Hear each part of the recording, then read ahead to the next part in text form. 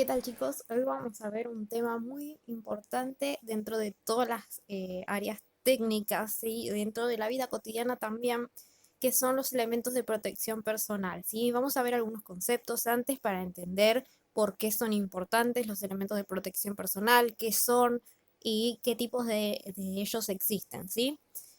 Vamos a comenzar con dos términos muy importantes que tenemos que entender, ¿sí? ¿Qué son? El accidente de trabajo, perdón, accidente de trabajo y enfermedad profesional, ¿sí? Cuando nosotros estemos trabajando dentro del taller como alumnos y también como trabajadores en algún momento, ¿sí? Pueden ocurrir accidentes, ¿sí? O sea, algo que no, en realidad no podemos evitar del todo, pero que lo podemos reducir ese riesgo de tener un accidente, ¿sí?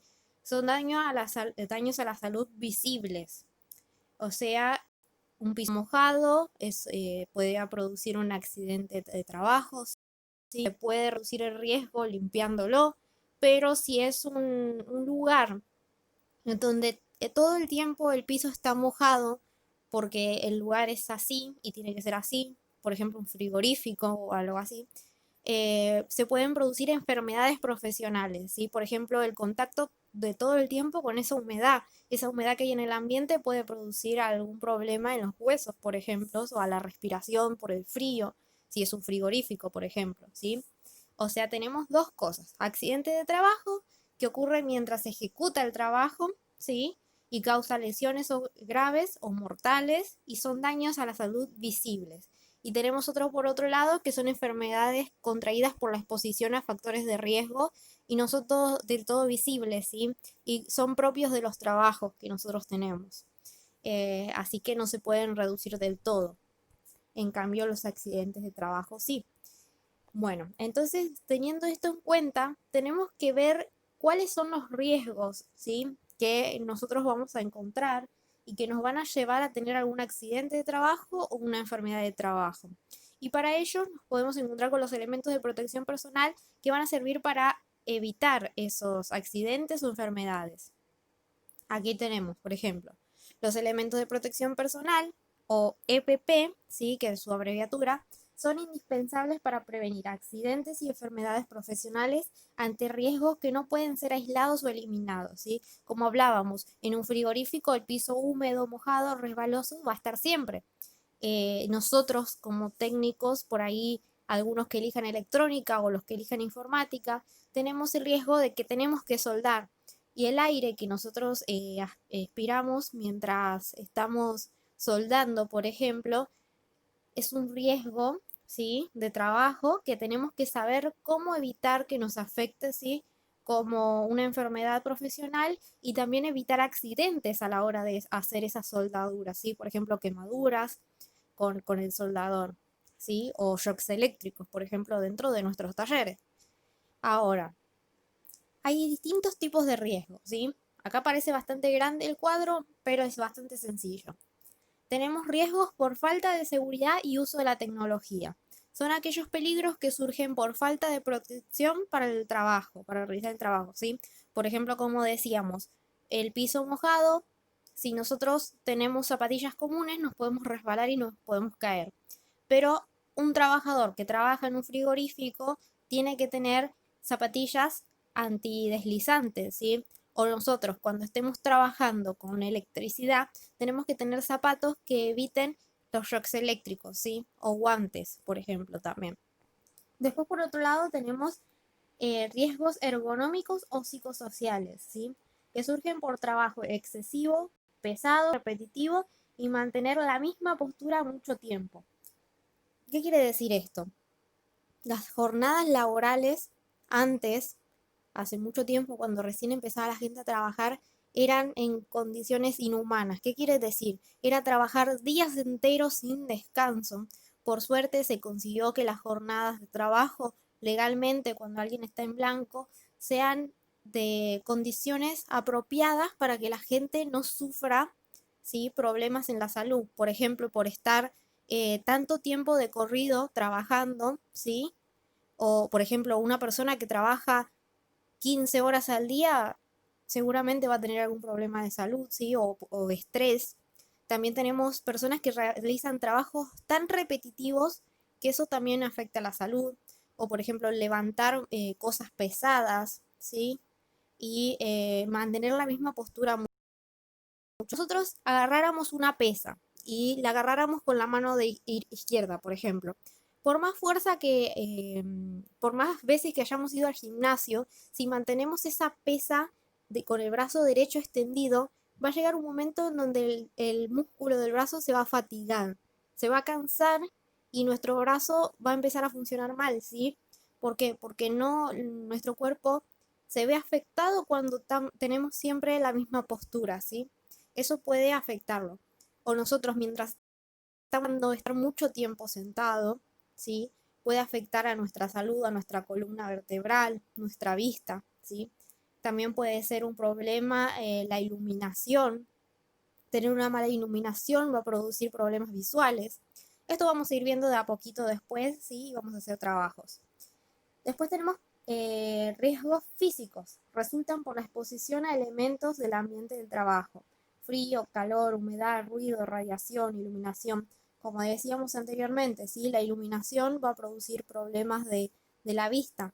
Las personas que trabajan en el aeropuerto, este es un ejemplo que me dio un profesor hace un par de años, bueno, no tanto, el año pasado, que decía que las personas que trabajan en las pistas del aeropuerto tienen muchos problemas visuales porque no utilizan las gafas apropiadas para trabajar en ese lugar. Y las pistas de aterrizaje reflejan mucho el sol y eso impacta en la visión de los trabajadores. Por eso tienen que utilizar lentes y gafas apropiadas. También la radiación, las personas que trabajan con radiación pueden tener problemas, ¿sí? Cáncer o otros problemas de salud. El ruido es algo muy importante, ¿sí? El ruido, aunque todos digan yo puedo escuchar perfecto, no me pongo los auriculares tan fuerte para no lastimarme el oído, siempre hay riesgos de tener problemas auditivos, ¿sí? Cuando nos exponemos a sonidos muy fuertes. Una persona que trabaja, por ejemplo, en una empresa donde tienen motores funcionando todo el tiempo, ese ruido puede producir pérdida de audición, ¿sí? La humedad, como le decía, afectar a los huesos, el calor, ¿sí?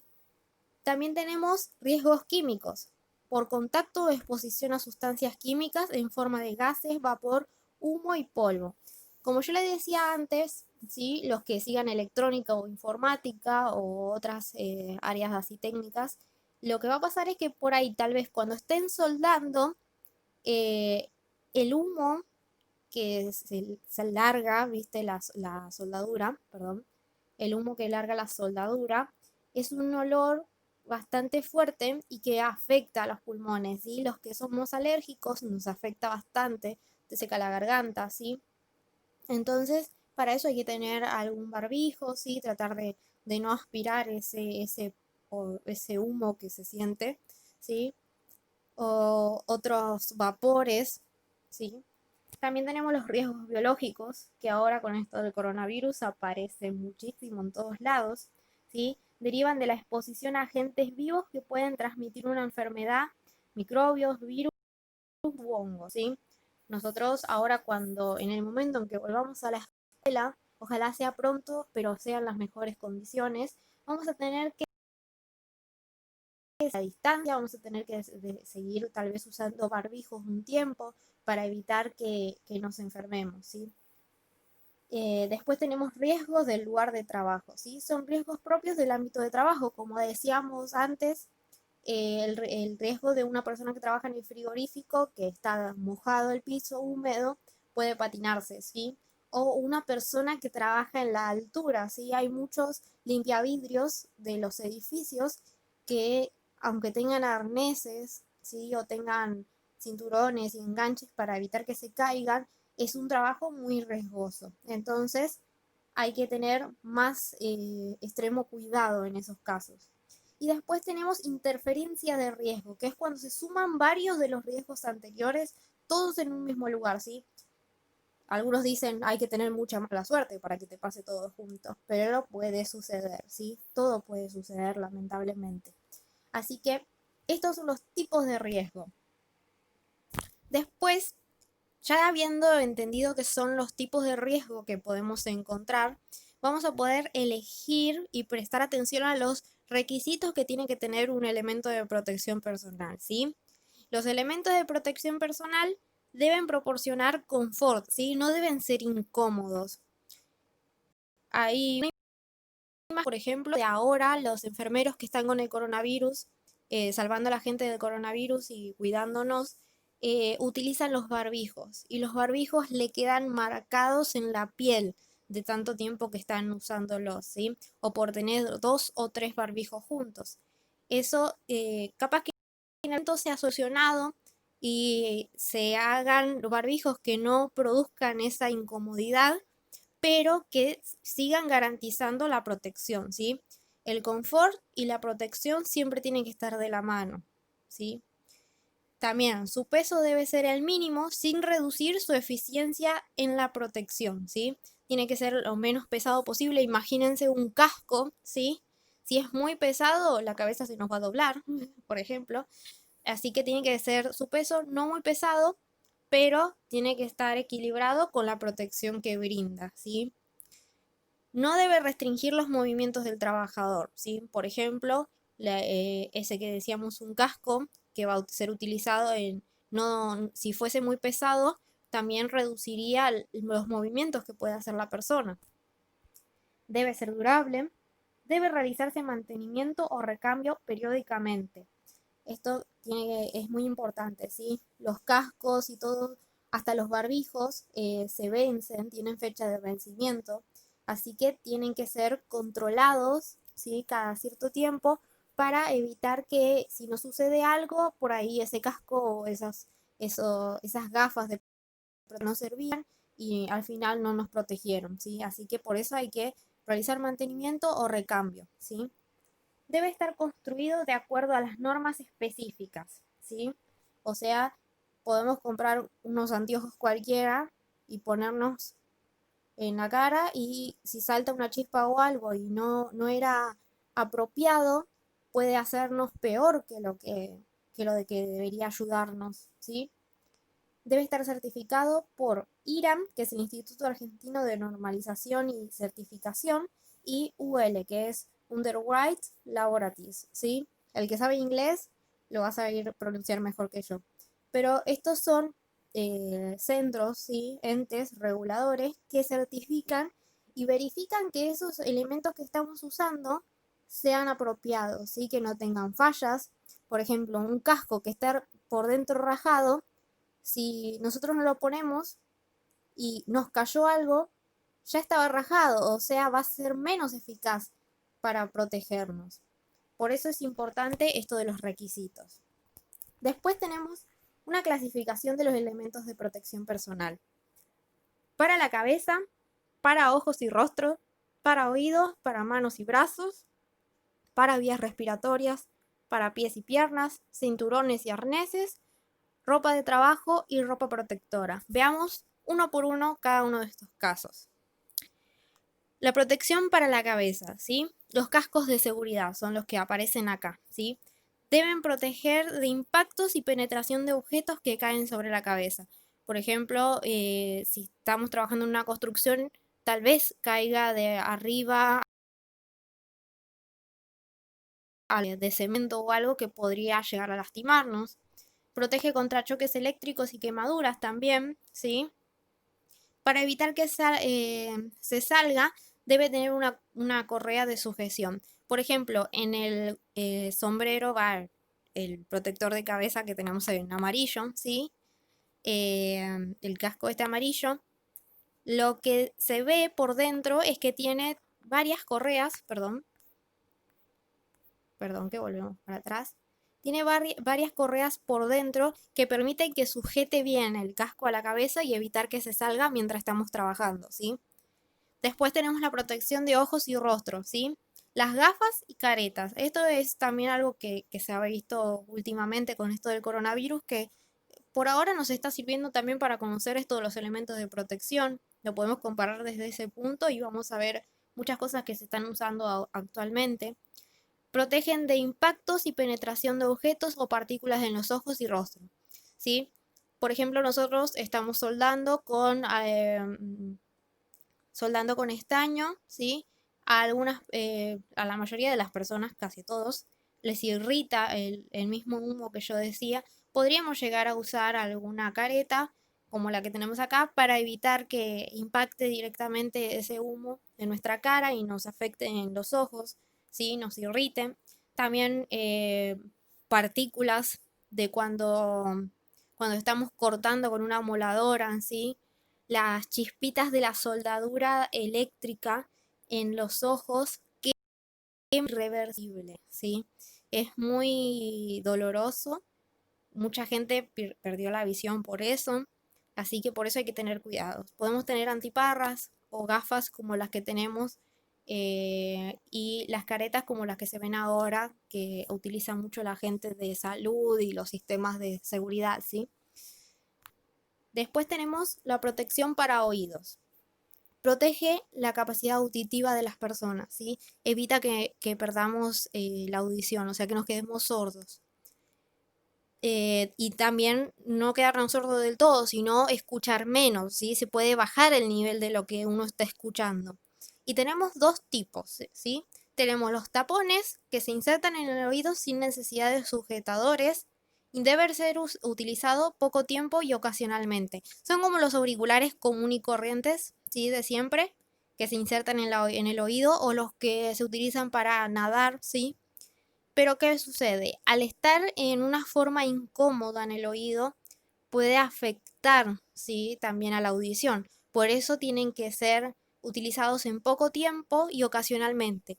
O sea, un ejemplo que me dio el mismo profesor que me dio esta materia en el terciario, decía que el ejemplo más claro es entrar de visita a una fábrica, yo puedo utilizar estos tapones de oído, pero una persona que trabaja en esa fábrica con el ruido constantemente no tiene que tener puesto estos tapones todo el tiempo, porque a la larga puede afectar más que el mismo ruido. Por otro lado, tenemos los protectores de copa auditiva, ¿sí? Con una banda de sujeción y con relleno que absorbe el ruido. El anterior, el tapón, lo que hacía es evitar que entre el ruido, ¿sí? Al oído, y este lo que hace es absorberlo para evitar directamente que llegue hasta nuestro oído, ¿sí? Entonces, el segundo es más como los audífonos, perdón, los auriculares grandes que tenemos, ¿sí? Para escuchar música. Son así, pero tienen una capa de relleno absorbente del ruido.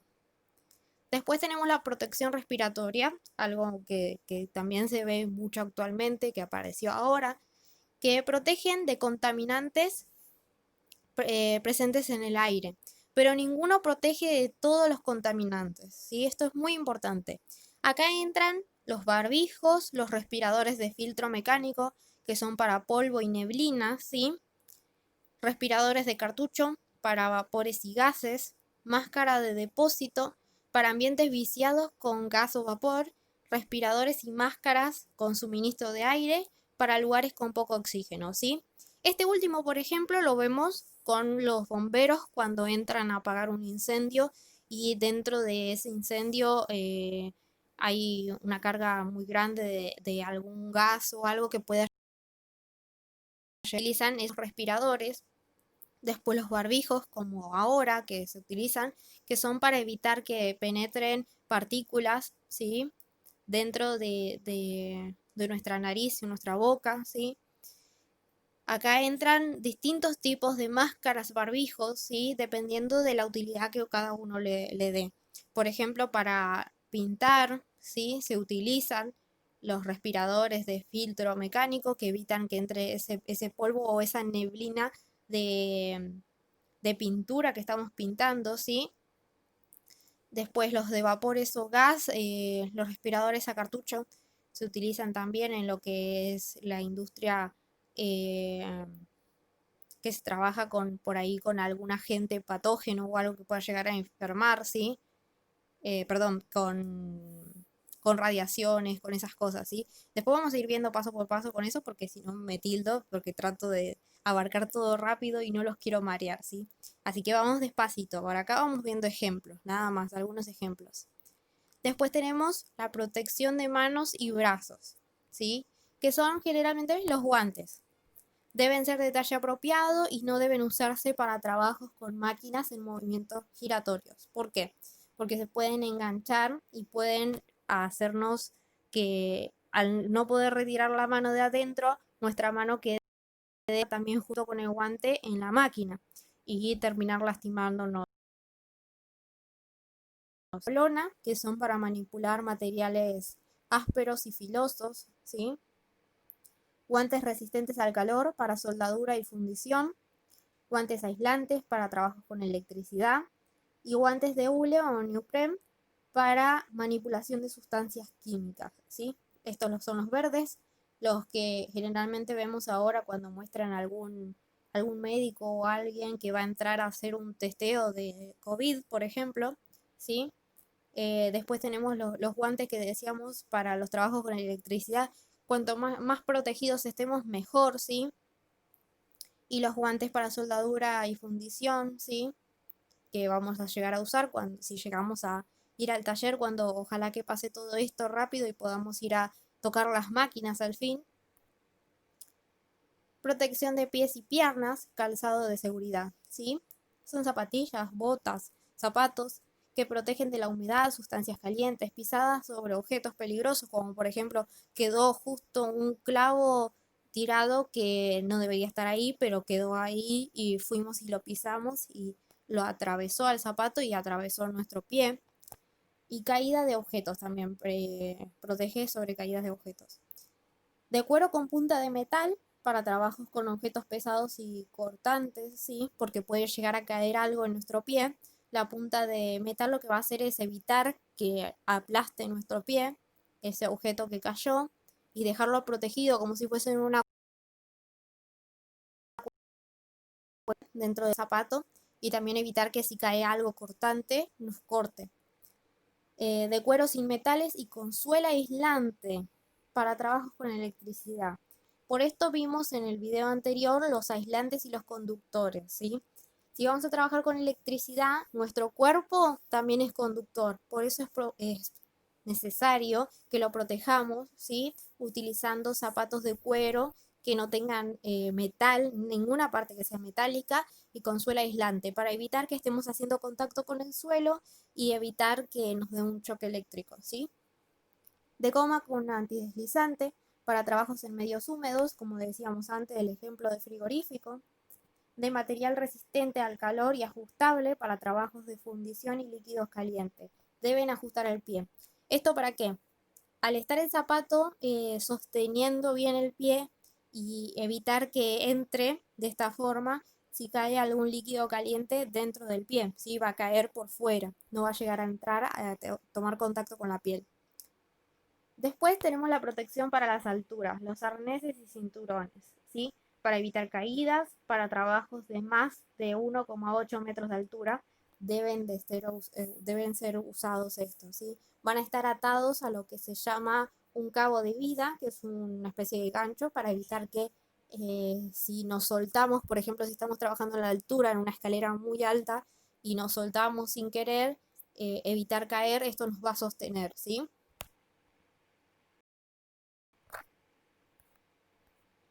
Acá nos falta lo último y ya terminamos. Ropa de trabajo y ropa protectora, ¿sí? La ropa de trabajo no debe tener riesgos de enganches o atrapamiento, ¿sí?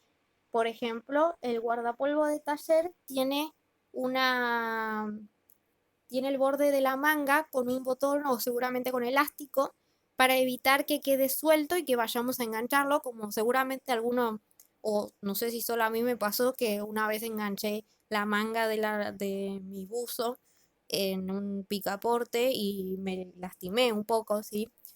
No sé si a alguien le habrá pasado, pero a mí me pasó. Pero también puede pasar con las máquinas, ¿sí? Enganchar ese borde de la manga que queda suelto en una máquina y no podríamos soltarnos rápidamente y la máquina nos podría atraer hacia ella y lastimarnos. Por eso es importante que tenga botones para sujetarlo o algún elástico, ¿sí? O abrojo, algo para que esa manga no quede suelta, ¿sí?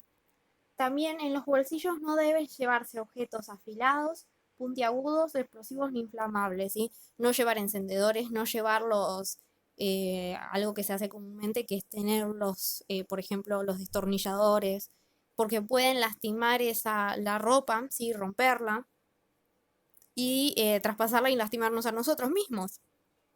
O tal vez si tenemos un encendedor por ahí en el bolsillo y nos acercamos sin querer a una máquina que estamos soldando, salta una chispa y puede explotar, ¿sí? También tenemos la ropa protectora, que es especial usada ante ciertos riesgos que no protegería la ropa de trabajo común y corriente, ¿sí? Por ejemplo, el caso más común es el de nosotros, ¿sí? Nosotros si vamos a trabajar, por ejemplo, en el taller, y vamos a soldar, nosotros vamos a tener nuestro guardapolvo de taller, por ejemplo, ¿sí?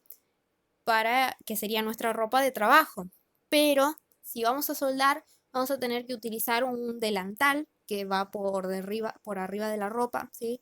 Para evitar que la soldadura nos afecte a nosotros, ¿sí? Directamente. Así que después vamos a ver más ejemplos de eso, ¿sí? Pero hasta acá llegamos al final, ¿sí? Por ahí no es necesario mostrar todos los ejemplos de elementos de protección personal que existen, pero ¿qué sucede? Están recién en el primer año de la escuela secundaria. Cada uno después puede llegar a elegir otro camino que no sea específicamente informática o electrónica, ¿sí? Por ahí estudian informática y electrónica toda la secundaria, pero después dicen, me gustó, pero voy a hacer algo más, ¿sí? Hay algunos que les gustaría ser arquitectos, ¿sí? Hay que saber esto de los arneses y todo eso para por ahí hacer alguna construcción, ¿sí? Algo grande o artístico que necesite de trabajarse en altura, ¿sí? Alguno por ahí decides trabajar en la industria farmacéutica o alguna otra cosa, ¿sí? Y es importante que sepan esto. Lo que es elemento de protección personal entra en lo que es seguridad y higiene. Y es toda una carrera seguridad y higiene. ¿Sí? Se utiliza, hay que tener certificado de seguridad y higiene hasta para abrir un negocio de comida, ¿sí? Así que es algo muy interesante, muy útil, que es muy importante también. Así que por eso se los doy más completos, ¿sí? Podría delimitarme solamente a darle lo que se utilizaría dentro del taller del aula, ¿sí? De la escuela, pero ampliándolo así les doy ya una visión más grande por si en algún momento ustedes quieren cambiar de rumbo, ¿sí?